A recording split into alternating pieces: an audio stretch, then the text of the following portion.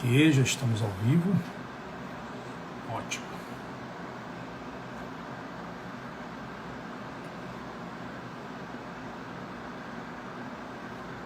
Oi, oi, muito boa noite a todos, sejam muito bem-vindos.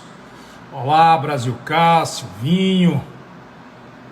Boa noite, boa noite, boa noite, Estael, Anderson. Boa noite a todos, estão me ouvindo bem? Marcos, Tom. Daqui a pouquinho vamos chamar aí Cristiano Cruel, um cara campeoníssimo. Vamos só fixar aqui, isso. Já tá aí. Vamos lá. Ok, vamos ver se o Cristiano já tá aí. Brasil K. Vocês estão me ouvindo bem? Ah, legal, legal. Você viu ontem na Record, beleza. Seja bem-vindo, Paiva. Vamos ver se o Cruel já está aqui. Ótimo, som bom, áudio bom. Estão me vendo e ouvindo bem. Ok. Maravilha. Vamos chamar aqui. Onde que eu chamo aqui, né?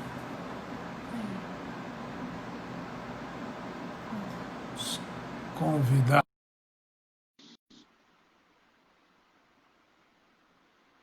Vamos ver se ele atende aí o nosso convite. Fala, Cruel! Doutor Vicente, que prazer estar aqui com você. Coisa boa, coisa boa.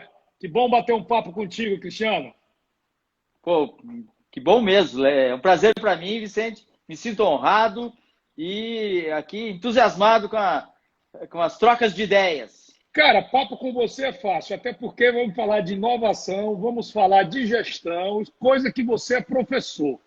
Cru, primeiro, como sempre, cara, te agradeço imensamente a disponibilidade. Você é um cara que tem muito tempo dedicado aí a fazer live e ensinar pessoas, está dando muito curso, muita palestra, mas a gente está criando também um acervo aqui. Eu acho que a contribuição de vocês é muito importante nesse momento, né? Então, acho que vocês estão muito disponíveis. Isso é muito legal, né, Cristiano? Não, legal, obrigado. Eu acho que sim. Na verdade, essas trocas aqui que faz a gente aprender, né, Vicente? Eu tenho te assistido algumas também, ó. Algumas aí eu marquei, não só quando a gente já interagia, e também aí a nossa turma também andou contigo, mas eu vi umas outras conversas tuas aí com umas pessoas e eu acho que é muito bacana, é muito interessante. Nós estamos passando um momento tão único, né, Vicente? Que a Talvez gente está se reinventando, né? daqui 30 anos, talvez a gente entenda o que a gente viveu ou está vivendo. Mas ela, de alguma forma, isso nos provoca, e como eu sou um pouco pró-inovação, meu viés, eu sou sempre pró-inovação, eu acho que esses desconfortos, essas mudanças de hábito, isso cria uns gatilhos que podem fazer a gente fazer descobertas muito mais interessantes. Eu conversei com você, conversei com toda a turma da Stats, é uma coisa que eu desabafava no nosso último encontro em fevereiro, e eu dizia que eu era um cara que estava completamente fora de rede social, eu sabia que eu tinha que participar disso, né? E eu sou um dos caras que estão me reinventando profundamente nesse momento aqui, as lives são isso, né? Mas eu estou indo muito além, viu? Estou indo muito além, eu estou gostando muito estou fazendo, viu, Cru? Eu tive alguns feedbacks muito legais. Eu vi que a gente pode, às vezes, com uma frase, a gente pode ir com um papo. Cara, os papos que eu tive aqui com a turma da Stats, então nem se fala, fizeram bem a pessoas e me fizeram, sabe, me deram um feedback também que eu vou continuar, cara. Não sei ainda como, estou pensando em depois, quando isso passar, eu fazer alguma coisa, ou rádio ou TV, apoiado por rede social, claro, mas vou fazer sempre voltado a pessoas, sabia? Eu acho que é muito legal você chamar pessoas para falar, para motivar, sem viés muito de autoajuda, porque eu nunca fui a favor disso, mas eu acho que contar casos. Eu acho que quando você conta casos de canelada, ajuda. As pessoas veem que dói nos outros também, né? Total, eu acho que assim, você vê, talvez a gente achasse que eu era um cara super tímido, Vicente. E eu sempre fui de falar em reunião de negócio, dentro de áreas fechadas, assim, o ambiente de negócio. Aí a Starts já tinha, assim, pô, eu tinha que ser host num evento de 4, 5 mil pessoas. Eu falei, caramba, daí eu tinha que falar, e aquilo vai natural. E você descobre que é um formato, você brinca. A Starts, eu acho que ela acabou se tornando uma empresa de educação devido à fome do time da Startse de aprender as coisas. E você descobre que não tem maneira melhor de você aprender um negócio do que tentar explicar para alguém. É mágico isso. É verdade, aquela coisa, é verdade. Tenta explicar para uma criança de 10 anos. Se você conseguiu, é porque você realmente consegue transferir e você entendeu. Então, eu acho isso uma prática de aprendizado fantástica. Cara, e assim, ó, como é que eu faço aqui, Cru? Eu faço mais ou menos um roteirinho, tá? Para que a gente explore os assuntos que a gente vai tocar, porque se a gente sair batendo papo aqui, a gente se perde. O papo vai ser legal, mas aí não conseguimos explorar. Como eu estou construindo um acervo, tá? Eu nas redes sociais sou ainda pequeno, estou começando, mas o nosso grupo tem quase 1 milhão de clientes na nossa base. Então, assim, a gente vai depois criar um acervo e vamos fomentar isso de maneira muito forte. Então, eu estou buscando fazer uma sequência de assuntos, entendeu? Então, quando eu exploro um partnership com o Pedro, quando eu trouxe o Benvenuti para a gente falar de algumas experiências da mudança da empresa, quando eu falei com o Bornelli sobre canelada, sobre a experiência de empreender, e agora eu vou falar com você sobre gestão, sobre inovação, que é a tua área, eu tento trazer um roteiro, só que sempre eu vou levar isso também um pouco para as pessoas, sabe? Eu vou te provocar para dizer, olha, não é só a empresa. Como é que a pessoa faz isso? Como é que o cidadão faz isso? Porque, afinal de contas, empreender é na vida, né? Não é só na empresa. Então, eu começo te apresentando, tá? Eu faço esse padrão, meu pessoal de marketing me dá mais ou menos o roteirinho para que depois a gente tenha esse acervo documentado. Então, vamos lá. Cristiano Cruel é Head de Inteligência e Inovação da Startse, graduado em Informática pela PUC do Rio Grande do Sul. É o lugar que tirou fera, lá saiu muita fera. Inclusive, eu tive aqui com o Léo do Imóvel Web, é gaúcho também, contemporâneo do Pedro. Você fez especialização no FGV, no MIT, o IESE, mas o IESE você fez na Espanha? O IESE Nova York. Quando eles abriram uma unidade em Nova York, um prédio bacana, que era uma antiga escola de dança, eles tinham um curso avançado de arquiteto de inovação. Eu fiquei muito curioso e eu fui estudar lá. Foi a primeira turma em Nova York da IESE, então, que é de quem Barcelona. não sabe, ó, FGV, um dos melhores do país e do mundo sobre gestão. MIT, não tenho o que falar, tecnologia. O IESE é Instituto de Ensino, eu acho que é superior de empresas, não é empresarial, né? O IESE é espanhol. Universidade do Texas. O Cruel é assíduo em conferências no Brasil, fora do Brasil, cuida de conferências da Startse, é um empreendedor nato. Na última década vem apoiando experimentos de modelagem de startups. Eu sou um desses fãs desse cara, que já participei de muitas palestras. É um cara que tem feito e apoiado muitos programas de projetos de transformação empresarial, apaixonado por empreender. Vocês vão ver isso no papo, na forma de falar, na forma de expressar o pensamento dele.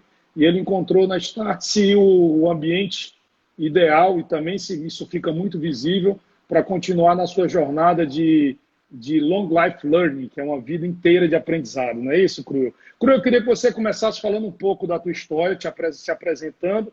Eu conheci, você contou um pouco dela, você teve um período praticamente de mochila pelos Estados Unidos, né? Estudando, conhecendo. Conta um pouquinho da tua história até você chegar na Startse, por favor. Tá bom, bem rápido aqui, porque eu sempre fui muito empreendedor. Eu nunca tive a carteira assinada, Vicente. Eu acho que isso me qualifica como empreendedor. Assim, sabe? Sempre fui assim muito inquieto e tal. Já fiz muito tipo de negócios que deram muito certo, que deram errado. Então eu sou da vida, assim. Eu entendo a canelada, certo?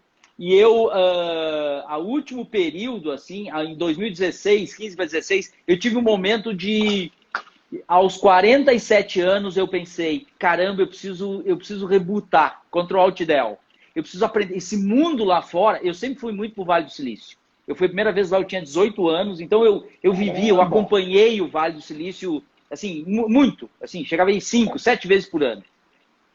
E aí, aos 47, com um filho de 13, e a minha mulher topando, eu falei assim, eu queria tirar tipo um sabático. Eu queria ir para um lugar dinâmico, intenso, e viver o dia inteiro aprendendo, me conectando. Imagina você passar o dia inteiro fazendo o que você quer fazer, gostando, sem o trabalho tradicional que te suga, que te toma energia, que te preocupa. Que magia seria isso? É um valor brutal, maravilhoso. Não, tem que cuidar porque eu vou incentivar todo mundo isso, porque é uma autodescoberta, na verdade. Não tenho É dúvida. isso. Meu filho tinha 13 anos e eu pensei, Vicente, agora ele ainda vai comigo. Daqui a pouco esse menino vai querer mais ir, mudar país, outro lugar. E aí eu escolhi o Texas porque a capital, Austin, era uma das cidades que estava se reinventando, fazendo coisas, sendo revolucionária em vários aspectos. Eu falei, caramba, eu nunca tinha ido para lá. Lá pode ser um lugar legal para mim ter É um essa centro experiência. semelhante, estava acontecendo algo semelhante ao que havia acontecido no Vale, né? E você acompanhou o que Exatamente. aconteceu no Vale, né? Não, e olha que estranha, o Texas é um estado muito, muito tradicional, muito conservador, mas a capital, Sim. Austin, é revolucionária. Então ela é um pontinho vermelho no meio dos azuis, ela tem essa magia um pouco que o Vale do Silício acaba criando, que é um pouco de rebeldia, de inquietude, né? E aí, o Texas, ele não sabe, mas das 10 maiores cidades americanas, 4 estão no Texas. O Texas é Não um sabia não. super estado. Então, Houston, conhecida, San Antonio, Dallas e Austin, que é uma das cidades que mais cresceu nos últimos 10 anos. Inclusive, semana passada, a Tesla anunciou a nova fábrica, vazou que eles compraram uma área enorme lá em Austin para ser a fábrica dos trucks, daquelas caminhonetes, Sim, do sim. modelo do truck do Recém-lançada. Tesla. Então, assim, Sim. ele é um lugar que traz muita gente, faz. Então, essa foi a minha tese. Foi maravilhoso. Tivemos uma vida de família simples, desapegada, sem coisas, vivendo simples. E um dia tomando vinho com a minha mulher, nós tomando um vinho, e eu olhei para ela e disse assim: caramba, a gente tem muito menos aqui do que a gente tem no Brasil e a gente está muito mais feliz. Que droga é essa? E aí a gente começa a praticar uma coisa, Vicente, chama desapego, que chega a ser perigosa de tão poderosa. Porque não é parecer desapegado, é quando você se liberta, diz, caramba, meu, eu quero fazer aos 47 anos, hein, Vicente? Eu meti. E a boa coincidência é que a história é curta, né? Então, encontrei meu ex-vizinho de Porto Alegre, que era o Marcelo Maisonave, que tinha fundado a XP. Ele começou a me falar da Start. Por acaso, nós nos encontramos num evento. Aí ele falou, aí eu voltei para o Brasil em 2016 para a Start, que era uma aventurinha, uma startup de meia dúzia de pessoas, né? E aí estamos nessa até agora. Parece que faz 50 anos que eu estou nesse negócio, são só 4.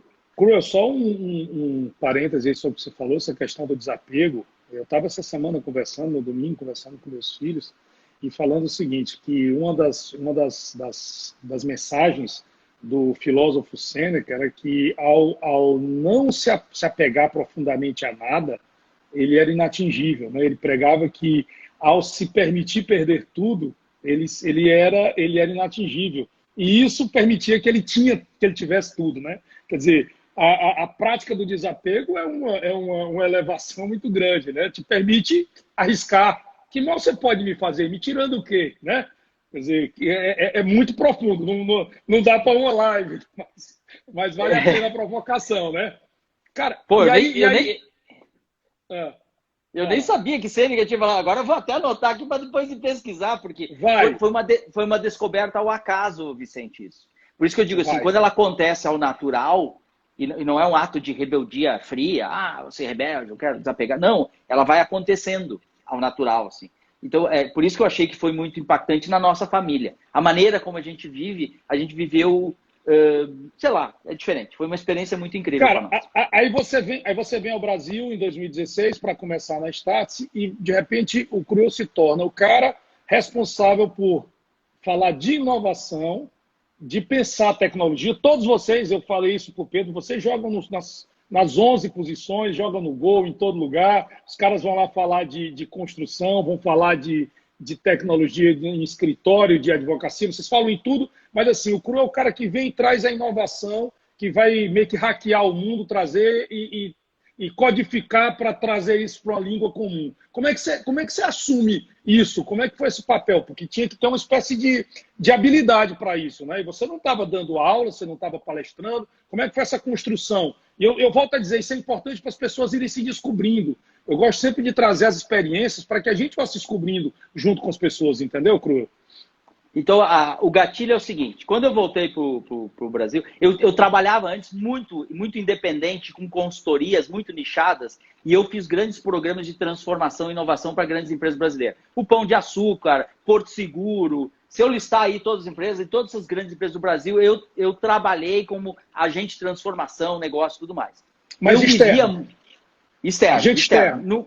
Nunca como funcionário. Sempre gostei de ser solto.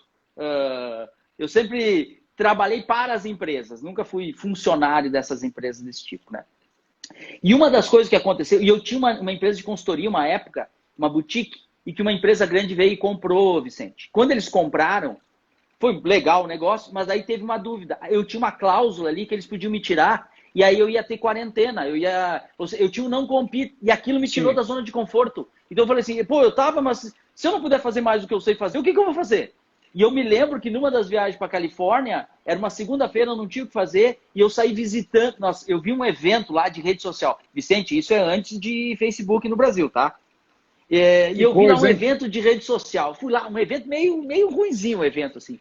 Mas aí eu comecei, foi ali, ó, tanto é que eu lembro que era uma segunda-feira. Isso em que ano? E ali, isso deve ter sido há uns 12 anos atrás, 10, 12 anos atrás. Talvez mais até, mas era nessa época. Assim. O Facebook já existia nos Estados Unidos, mas aqui ainda nós estávamos, acho, em Orkut. Mas ali caiu a ficha, eu me lembro que foi sabe aquele déjà vu, aquele momento assim que te dá, e eu pensei assim, aí aqueles caras falando de investimento, um cara com uma mesinha redondinha apresentando um software de monitoração de rede social no Twitter, que era uma coisa muito, cara, eu nem entendi aquilo direito. E aí, só abre aspas, esse cara, um ano depois eu vi que ele vendeu a empresa dele por 300 milhões de dólares. Aquele cara que eu conversei, estava numa mesinha, só ele, tá. Mas naquele dia, caiu a minha ficha, eu falei, caramba, esse negócio é muito maior do que as pessoas estão sacando. Foi ali que caiu minha ficha, eu falei assim, eu vou mergulhar nisso. Demorou um tempo, eu voltei para o Brasil, continuei naquilo e tal, continuei trabalhando nas empresas, mas aquele desejo aquecendo, eu tenho que tirar uma temporada para mim, E aquilo culminou, então, 6 anos depois, talvez, então eu tirei esse sabático. Olha o que acontece, você fala de ter tido um start, né, um gatilho, e aí eu já vou entrar um pouco no nosso negócio, você fala de ter um gatilho, as pessoas, porque se reinventar é um negócio muito difícil, sabe, Cru? Vocês dão muito insight, vocês dão muita orientação, vocês dão muito norte, mas a pessoa fazer isso, o cara que precisa se reinventar, o cara que precisa mudar a vida, é muito complicado, é muito difícil, né? E eu me lembro que você mesmo já apresentou isso em alguns bate-papos nossos, a questão da visão da gestão, que as pessoas têm que ter aquela visão dos três horizontes, né? O now, o next e o near. Que isso é muito interessante para a vida como empresa e para a vida pessoal. Fala um pouquinho como é que tu enxerga isso hoje. Vamos já começar a provocar hoje. Now, então, next e near ainda existe? Quer dizer, que tamanho é esse near aí? E olha só, o meu pai foi um executivo de uma grande empresa chamada John Deere no Brasil, de tratores. Sim. Meu pai sempre foi um executivo de muito sucesso. E quando eu falei que eu ia tirar essa temporada, ele olhou e disse, caramba, malandro, o que você está fazendo? Tipo, e aí? E aí eu tinha a minha tese era o seguinte, eu não vou poder voltar pior do que eu estou indo. Essa era a minha defesa. Ou eu repetia para mim ouvir, para mim não ficar com a insegurança que naturalmente tinha. Mas aí eu desenvolvi uma tese que virou o fundo de muito do que hoje a gente faz na Startse.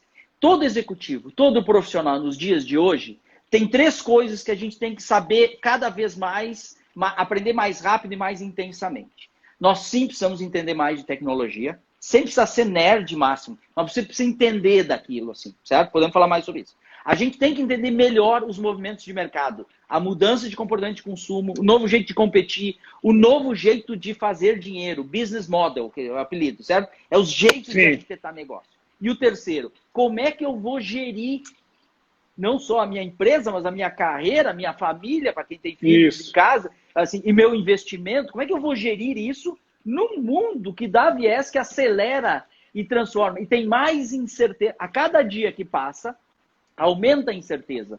Isso não precisa ser ruim, isso é natural, porque o mundo está mais dinâmico.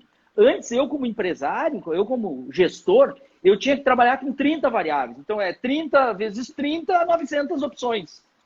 Eu tinha 900 opções que iam dizendo coisa na frente. Hoje, eu tenho 2 que podem, no expoente 30. 2 na 30 é 1 bilhão e pouco. É um N, então, assim, é um N. Assim, caramba. Então, o mundo ter mais incerteza para o futuro é lógico. Ele é probabilidade. O que nós estamos vendo é que o mundo está muito mais dinâmico. Então, as quantidades de combinações que tem para frente são muito maiores que jamais tiveram. Então, essa lógica da incerteza, ela não é para amedrontar, para ameaçar, para confundir, para dizer que não adianta se preparar. Ao contrário, ela só seta um novo padrão para frente. Então, conhecendo mais de tecnologia, entendendo mais de redesenho de mercados e negócios, entendendo melhor como gerir nessa dualidade que se chama focar na eficiência e, ao mesmo tempo, me reinventar, que é a inovação, que parece ser contraditórias, porque elas contradizem, às vezes, a ação que você tem que ter, essas me dariam um insumo. Se eu estudar constantemente isso, eu vou conseguir olhar para frente, os horizontes do futuro, e vou dizer o seguinte, eu vou ter mais chance, não de acertar, mas de estar preparado para ele, que é, o que vai acontecer amanhã, Cru? Tá, o que vai acontecer no ano que vem? E o que vai acontecer lá na frente? O problema é que eu tenho que atacar os três. Não há um padrão, é isso? Não é o padrão, é preparar-se para essa aleatoriedade. Não é isso? A questão é essa. Sim, que é o antifrágil, não é? O antifrágil nos ensina isso? A aleatoriedade imensa, a incerteza imensa. Então, o que eu faço? Vou trabalhar de prever futuro? Não, eu vou me preparar. Venha o que venha, cara.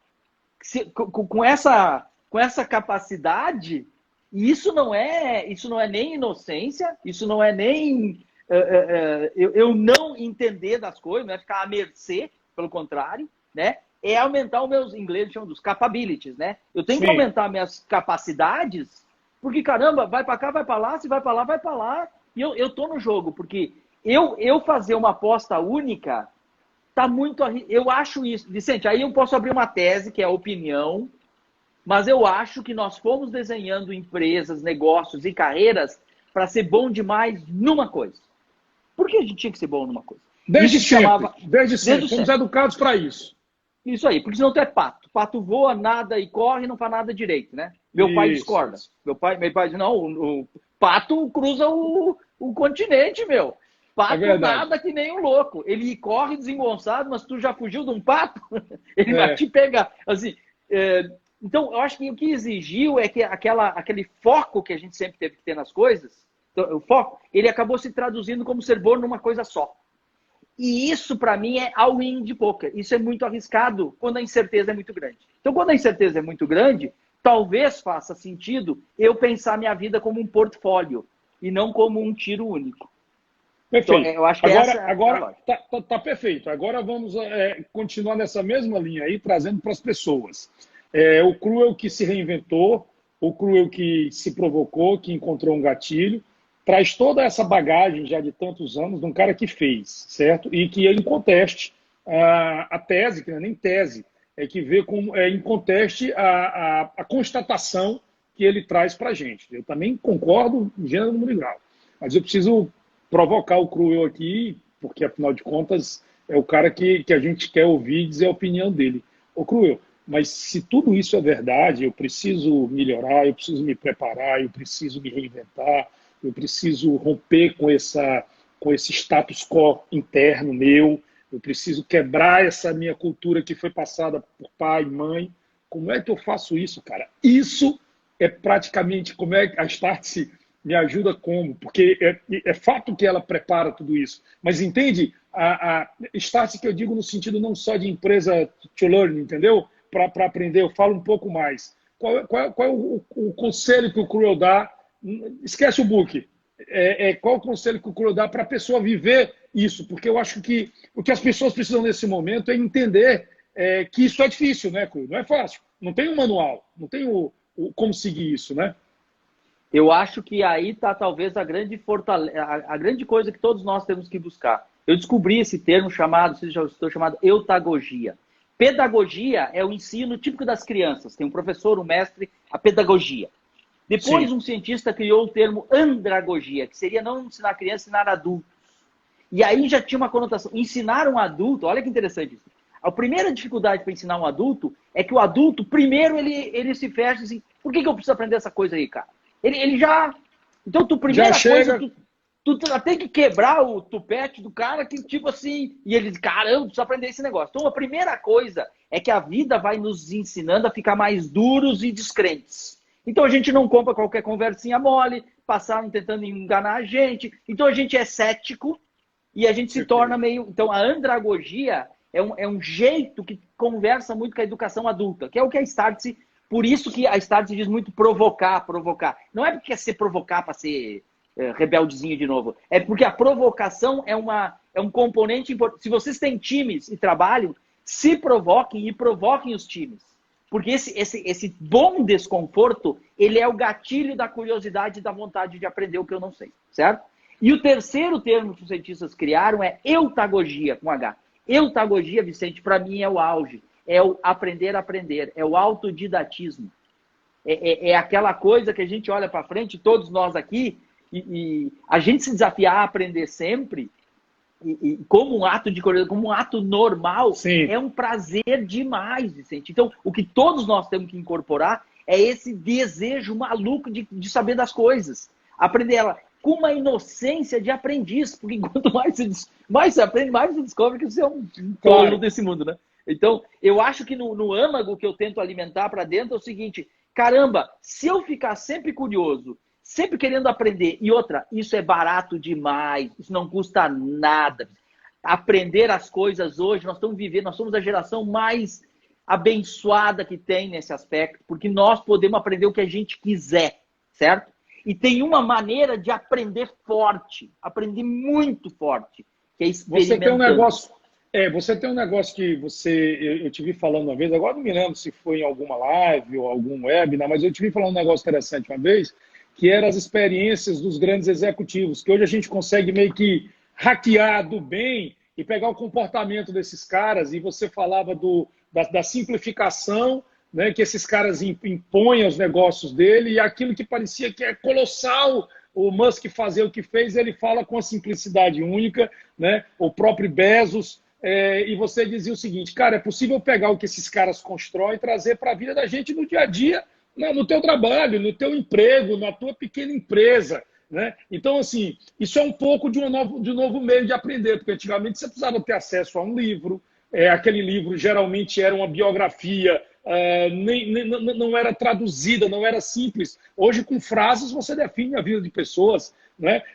Cruel. Fala um pouquinho dessa... Eu não sei se foi numa palestra, eu não me lembro, mas é algo que você tem falado muito sobre isso, né? Sobre vamos dizer assim, uma fonte de inspiração para as pessoas, que são o que esses grandes caras fizeram, porque me parece que também tem uma generosidade hoje nos executivos, e todo mundo tem que ter isso hoje, né? Antigamente, não, eu sei, eu não falo, calma, garoto, hoje está tudo disponível, né? Então, para quem quer melhorar e se melhorar, você tem um universo de informação, né? E também de exemplos. Não é verdade, Cruel, isso? Perfeito. E vou dizer, o líder, ele nunca podia mostrar essa vulnerabilidade, porque ele tinha um risco, ele se sentia ameaçado. Isso. Como é que você não sabe? Como é que você vai perder liderança? Liderança talvez não seja mais ter certeza de tudo. Liderança é tu conseguir desenvolver um time e fazer com que eles encontrem as melhores respostas. O Zuckerberg do Facebook, quando ele fez a carta do IPO do Facebook, ele escreveu lá: o que eu espero de cada funcionário do Facebook é que cada um deles encontre o melhor problema para que ele mesmo resolva. Ou seja, é aquela história de time, porque a gente não consegue mais fazer nada sozinho, tá? Então, eu acho que a gente vem aprendendo duas coisas profissionais, assim. O hard skill e o soft skill. Hard skill é conhecimento técnico funcional. Por exemplo, eu anotei há anos atrás que eu queria aprender muito 3 coisas. Eu queria entender muito de inteligência artificial, eu queria entender muito de blockchain, e eu queria entender muito de biotech, edição genética. Embora eu não tenha os fundamentos, eu acho aquilo muito incrível. Isso me ajuda hoje, Vicente, a entender demais transformação no agro, tá? Sim, claro. Planta. Então, quando eu entendi os fundamentos, e aí eu vou chegar na tua... Quando eu entendi os fundamentos, eu não preciso entender tudo, mas eu entendi os fundamentos. Então, eu não caio em tudo que é lorota, e eu tenho um pouco da base. Eu não preciso ser o mestre, mas eu entendo os fundamentos. Aquilo me ajuda a combinar coisas. Do lado hard. Do lado soft, quer ver uma coisa? Eu percebi que eu tinha que desenvolver o que se chama de agilidade cultural. A gente não sabe lidar com a adversidade. Nós fomos criados em época, e nossos antepassados eram preconceituosos de tudo que é tipo. Não porque eles eram maus, é porque era. E eu acho que daqui 100 anos, vamos olhar para essa época e dizer, caramba, como os caras eram. Eu acho que, então, a agilidade cultural é essa coisa que você tem que desenvolver, que é a habilidade de lidar com outras culturas, outras crenças, Sim. outras verdades. E tudo bem, cara, sabe? Não preciso... Então, eu vi em algumas coisas de soft skills que eu precisava ter. Por exemplo, falar melhor em público, eu precisava aprender melhor. Eu precisava outras coisas, são soft. Nessa jornada, sabe o que eu descobri, Vicente, que me apaixonou? Uma coisa que eu apelidei de meta skill. Sempre que a gente usa o termo meta, alguma coisa, que é a coisa das coisas. Então, é como se fosse assim, qual é o grande skill que me ajuda a conseguir desenvolver habilidades continuamente, certo? Eu vou dizer 2. Então, eu comecei a estudar muitos modelos mentais. Por isso que quando fala dos filósofos, eu tô aprendendo, descobrindo coisas incríveis com isso. Mas quer ver 2? Primeiro, eutagogia, aprender a aprender, para mim é um meta skill. Empreendedorismo, para mim, é um meta skill. É que nós associamos empreendedorismo a dono de empresa. Isso para mim não serve mais. Empreendedorismo para mim é muito mais. É um conceito, nós falamos muito sobre isso. É um jeito. Então, para mim, o empreendedorismo tem isso. E o terceiro é entender melhor os modelos mentais. Então, por exemplo, se o Elon Musk me dissesse assim, Cruel, tu tem 5 minutos de mentoria comigo, o que você me pediria? Você sabe que hoje, Vicente, eu ia dizer assim, bom, seu Musk, eu não ia lhe pedir nada, eu não ia fazer pergunta nenhuma. Eu só ia pedir para o senhor, se o senhor deixa eu ficar quietinho aqui, vendo o senhor fazer mentoria para 100 pessoas. Eu não quero perguntar nada para mim. Porque a gente tem uma ansiedade de perguntar para o cara resolver o problema da gente. Ou seja, nós queremos tudo comer os biscoitos e ninguém quer comer as verduras, Vicente, entendeu? É verdade. A gente quer o chocolatinho, mas não quer as verdurinhas, tá? E aí eu comecei a entender como é que esses caras pensam. Não é uma coisa fácil. Então eu fiquei dizendo, mas por que o maluco pensou daquele jeito? Para mim essa era a descoberta. Então hoje, por exemplo, para mim o Elon Musk, ele usa uma coisa chamada navalha de Ockham, filosófico, isso é Aristóteles, e ele faz o que ele chama em inglês chama First Principles Reasoning. Ele traduz no mínimo, sabe aquela coisa, vai derretendo, você bota vinagre na panela e aquece até ela reduzir e virar doce para você botar no doce, certo? É redução, é reducionista. Ele vai na base. Né? A navalha de Ockham é a simplificação. Ela diz, a melhor de todas as respostas é a mais simples. Porque porque isso é do método científico, onde é mais simples, claro, é mais fácil tu validar se é verdade. E aonde tem mais variáveis, é mais fácil de falhar. Então, o que eu descobri? A cabeça do Elon Musk, muito da influência dele é esse pensamento. Que dizem que é típico dos físicos, tá? Quem estuda física acaba desenvolvendo esse modelo mental. Então, esse foi o primeiro. O segundo que eu hackei foi o Jeff Bezos da Amazon. O cara da Amazon, ele tipicamente trabalha... Só para traduzir para quem não entende, quando ele diz o segundo que eu hackeei, é porque ele entrou na mente do cara, na teoria, na lógica do raciocínio do cara e traduz. Isso é muito legal, porque você termina tentando passar para as pessoas uma síntese, né? Continua. Não, mas muito bom. Aqui. O termo hacker, a gente aprendeu que é o cara do mal, que invadiu o site, fazia essa sacanagem. Isso o termo certo seria cracker, é o do mal. No Vale do Silício, tipicamente, no mundo de tecnologia, se usa o termo hacker, que é o cara que faz a gambiarra boa. A gambiarra boa, a sacada criativa, isso é o termo hacker, por isso que eu usei aqui. Então, o que eu percebi... Quer ver eventos clássicos do Jeff Bezos, o cara mais rico do mundo, o cara dono da Amazon. Ele, para mim, é tipicamente inversionista. Ele trabalha de trás para frente. Certo? Então, sempre diz que isso é um modelo mental. Quando apresenta um negócio, ele sempre trabalha. Tanto que é que dentro da Amazon existe uma técnica que todos os executivos, quando são contratados, têm que desenvolver, chamado working backwards, que é trabalhar de trás para frente. Certo? Isso é uma técnica, tem método e ele trabalha de trás para frente. Por isso... Você propõe, você parte do problema e faz o caminho inverso, não você sai daqui para lá.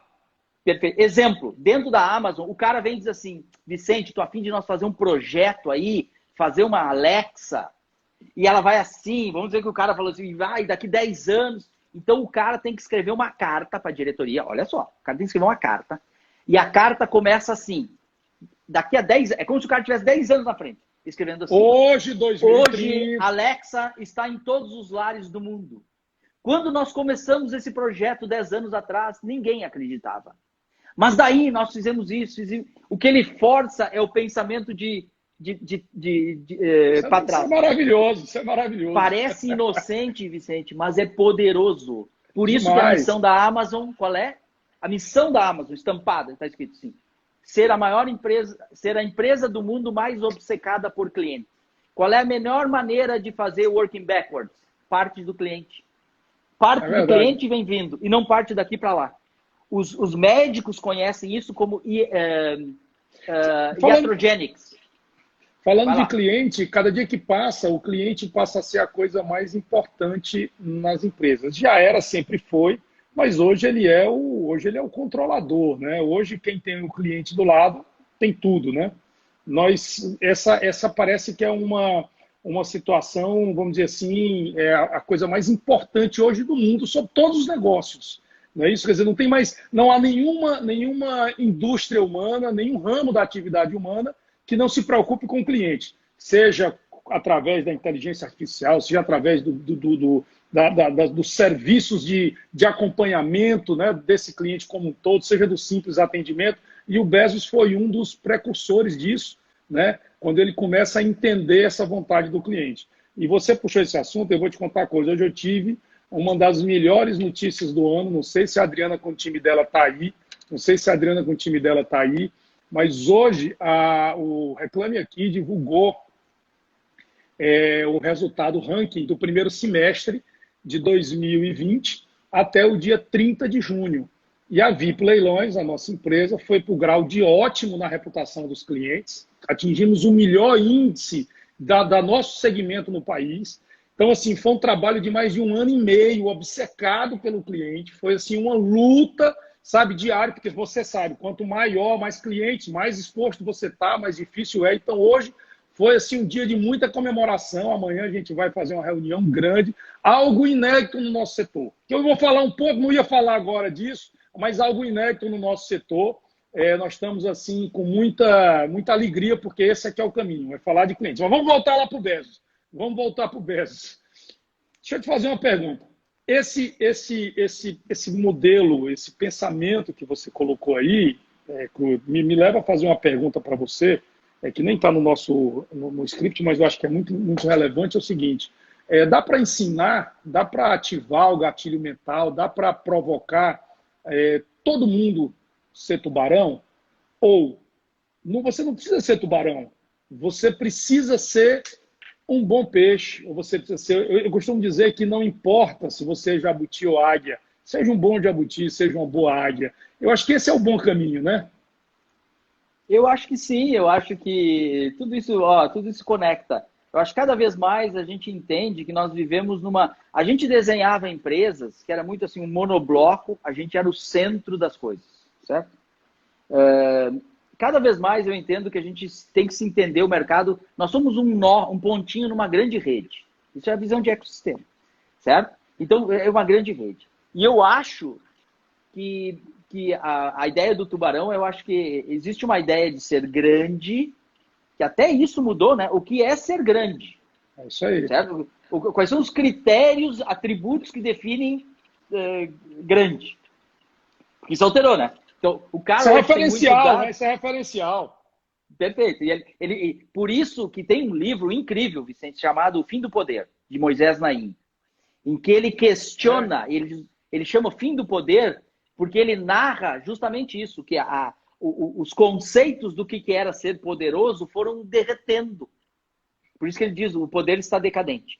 Surgiram novos atributos de valor e novas maneiras. Então, para mim, o que você falou aí do Reclame Aqui é um dos maiores ativos que vocês têm. Para mim, é um dos maiores ativos que podem ter numa organização. Não tem nada mais forte para mim do que esse atributo, certo? Então, quando a gente olha a dimensão, a gente pensa assim, faturamento, número de clientes, quantidade de filiais, sei lá, a gente vai pensando, nesses... A gente começa a ver hoje uns outros comportamentos, uns outros atributos, talvez, para tamanho, dimensão, e eu acho que cada vez mais é relevância. E a relevância, para mim, conversa demais com aquela coisa chamada propósito. E eu sei que propósito também está batido, mas o propósito, para mim, é uma daquelas... É difícil de narrar e modelar ele bem, Vicente, mas é quando você consegue escrever o que a gente faz pela ótica dos outros, não da gente. Então, sabe assim, então quando eu conseguir narrar um propósito, por exemplo, se o meu propósito não der para medir em dólar, é bom. Se der para medir em dólar, ele não tá, tem que melhorar, sabe? É mais ou menos essa provocação. Vamos aumentar o foco, vamos melhorar, vamos dá para ir mais. Dá para ir mais. Cru, sabe uma coisa que eu vou dividir contigo, que eu tenho também tenho conversado com as pessoas, sempre que eu me pus ultimamente a ouvir mais e a gente deu muito trabalho nos últimos anos, a gente fica corrido muito, então você não está muito próximo das pessoas. E a pandemia me fez isso, a ficar muito próximo. Eu me expus no bom sentido, então eu tenho clientes que estão vindo nas minhas redes sociais, estão falando comigo, estou ouvindo todo mundo, e eu estou achando isso o máximo. Estou falando a verdade para você, eu estou achando isso o máximo. Mas uma das coisas que eu descobri é que todo mundo já nasceu com o seu propósito. Só precisa encontrá-lo e modelá-lo. Esse talvez seja o melhor recado. Sabe por quê?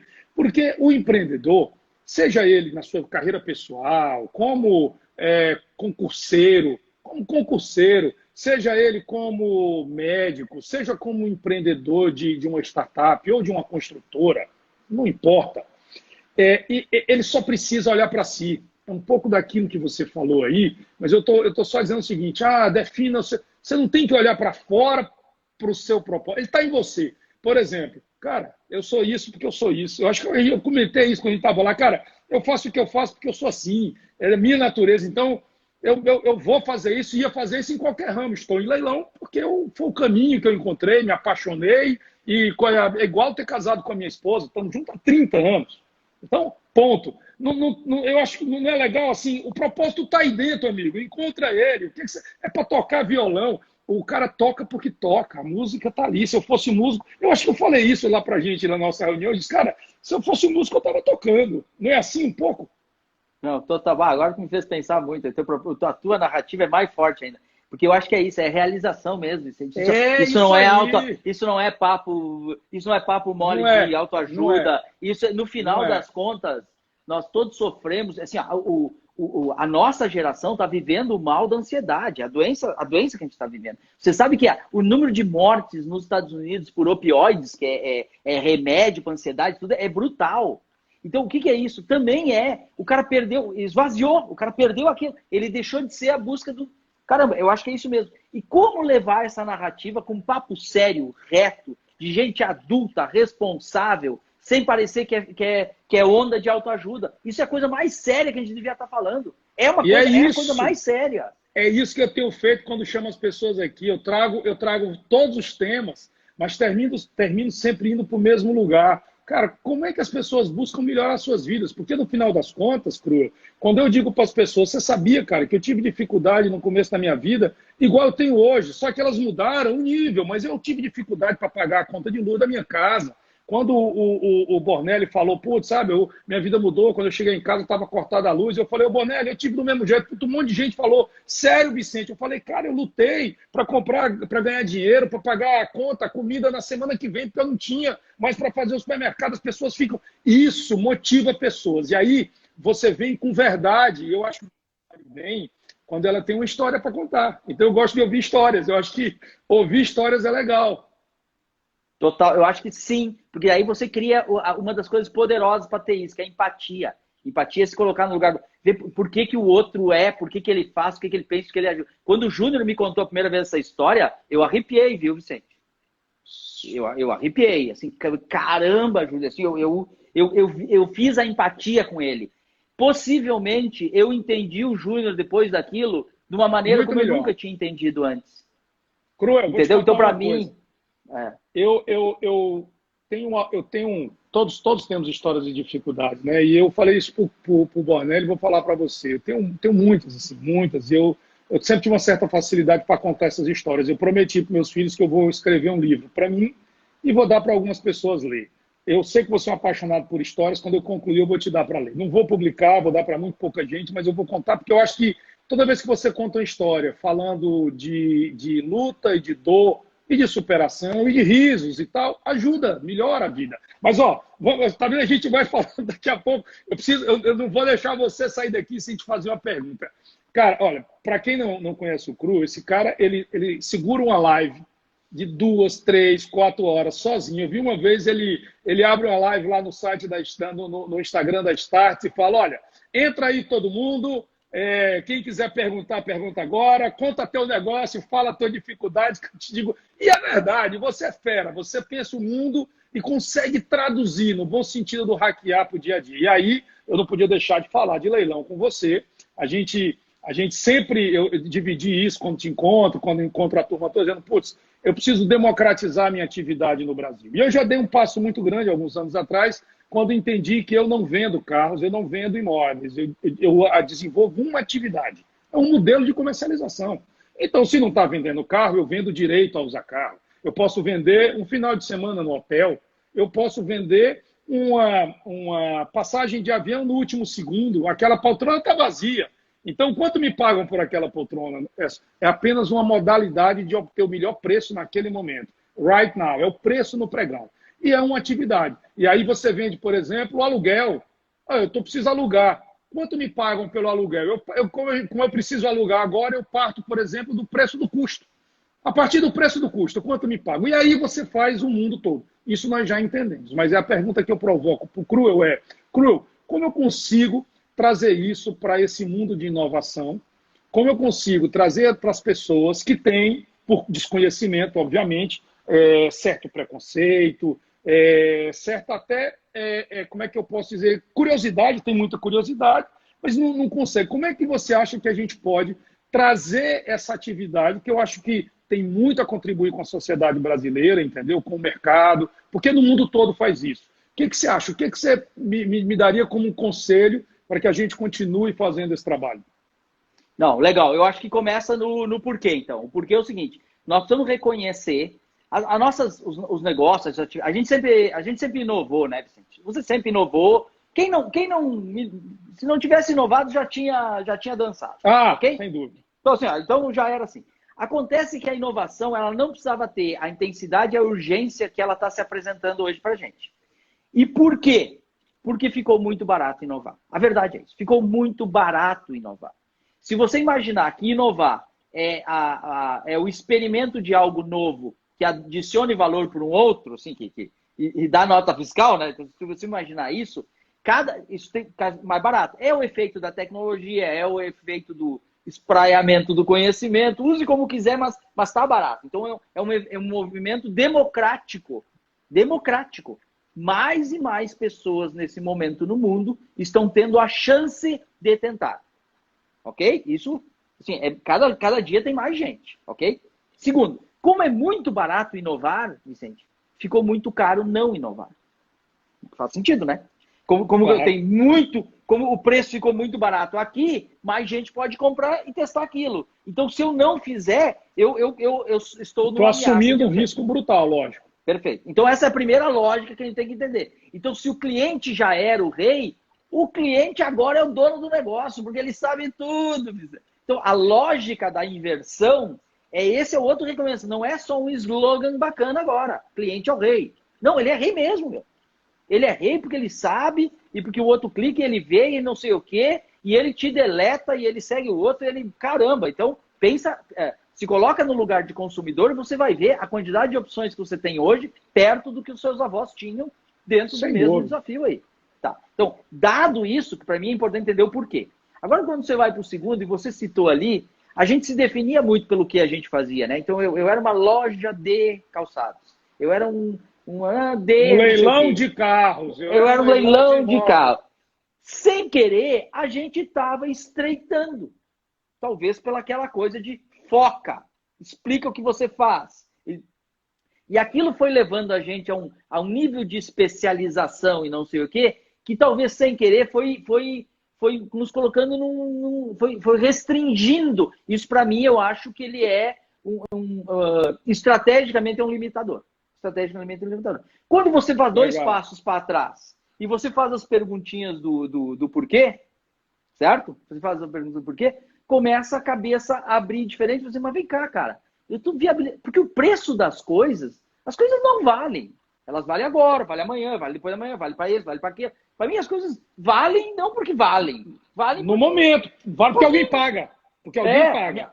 A minha casa vale. Eu acho que vale. O outro não vale quando alguém foi lá e disse Pagar. valeu, né? Enquanto Então, assim, não pagar, não. e quanto mais opções eu tenho de um lado e mais opções do outro, e mais instantes eu tenho, porque antes era por mês, agora virou por semana, depois virou por dia, daqui a pouco é no minuto, daqui a pouco é no segundo. Então, essa coisa do valer é isso. No momento que você muda essa ficha, eu falei, caramba, quantas coisas podem valer? E para mim, Vicente, eu tenho uma historinha que eu aprendi no Vale do Silício, para mim é emblemática para a gente perceber as coisas, para ver como a gente fica às vezes. Para mim, isso é a essência da inovação. Tem nada a ver com tecnologia. A tecnologia é um habilitador fenomenal para essas coisas. Então, se eu não entender nada dela, eu não sei usar o martelo, a ferramenta, a chave de fenda. Então, se eu entender, eu tenho... Mas o martelo não vai resolver meu problema, tá? O que vai resolver é eu sacar o que eu vou fazer com o martelo. Olha essa história que incrível e que ajuda a gente a ver como a gente fica, às vezes, na armadilha de não enxergar as coisas. O Vale do Silício é uma história real. Vale do Silício reúne muita gente bacana. Sabe que os caras geniais, os melhores hackers, os caras que mais entendem de tecnologia, os caras mais criativos, o cara mais inquieto, eles vão pro Vale. É normal. Por isso que o Vale é o que ele é. Porque ele é um imã de gente inquieta. Não é porque nasceu lá. Porque aquilo, ele produz aquilo. Stanford, que é uma das melhores, a melhor universidade, certo? Da região, que causou tudo isso no mundo, ela tem um curso de empreendedorismo. Então, tu vai lá, se inscreve. É muito comum os caras se inscrever. Essa é uma história real. O professor de Stanford, primeira aula, dividiu em grupos. Primeira aula, ele disse assim, estou dando uma nota de $5 para cada grupo. Vocês têm 24 horas para transformar esses $5 no maior grana que vocês puderem. Vocês amanhã voltem aqui, eu vou dar 3 minutos para vocês fazerem o pitch. Vocês têm 3 minutos para contar a história de vocês, como é que vocês transformaram $5 no que vocês vão conseguir transformar. Tchau, vamos embora. Cara, só isso. Aí foi sair uns caras loucos, um foi lá, comprou um negócio por 5, vendeu por 10, outro comprou por 10, vendeu. Imagina, cada um que eu falo, só imagina. Fica imaginando o que eu ia fazer com 5 contos. Tá, no outro dia.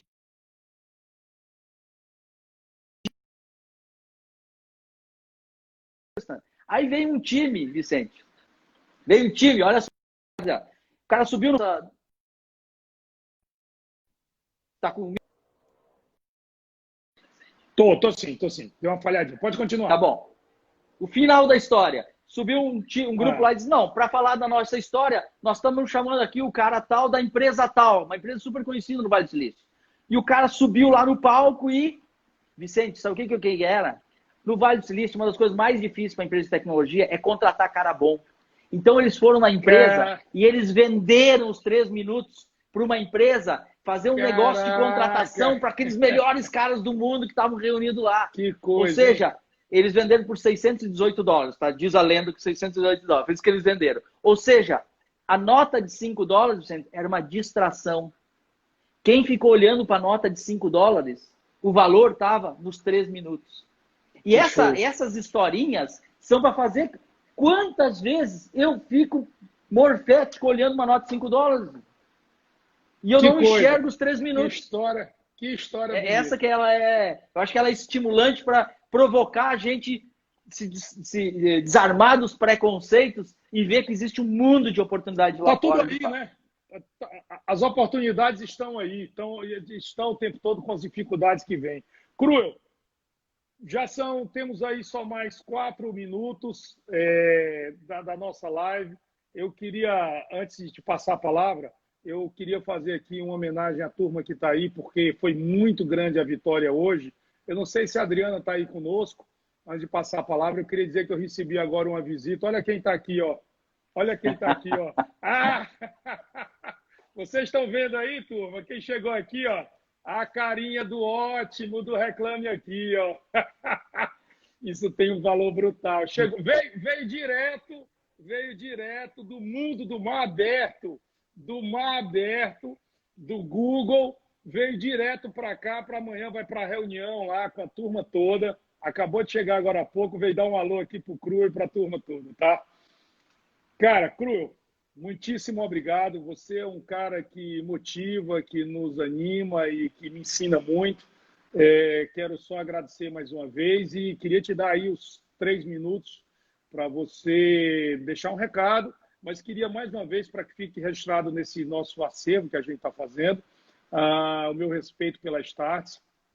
Eu tenho falado para todas as pessoas que vocês estão, de fato, fazendo novos recomeços, estão criando novos recomeços, estão criando novas histórias. O nosso grupo é parte disso, né? Todas as pessoas que eu posso, que eu elogiei bastante com o Bornelli a última vez, a questão da democratização que vocês estão fazendo, ao reduzir, dar conteúdo de qualidade a um preço acessível e colocar isso para muita gente. Então, logo vocês consigam ampliar esse conhecimento, isso vai levar para mais pessoas, isso vai aumentar o modelo e eu acho que quando a mensagem chega, Cruel, nas pessoas, ela é capaz de impactar das maneiras mais, sabe, mais encantadoras possíveis. Eu tenho uma teoria comigo de que, nesse momento, em algum lugar do mundo, tem um Einstein, tem um Pelé, tem uma Madre Teresa, porque a aleatoriedade humana ela é encantadoramente persistente.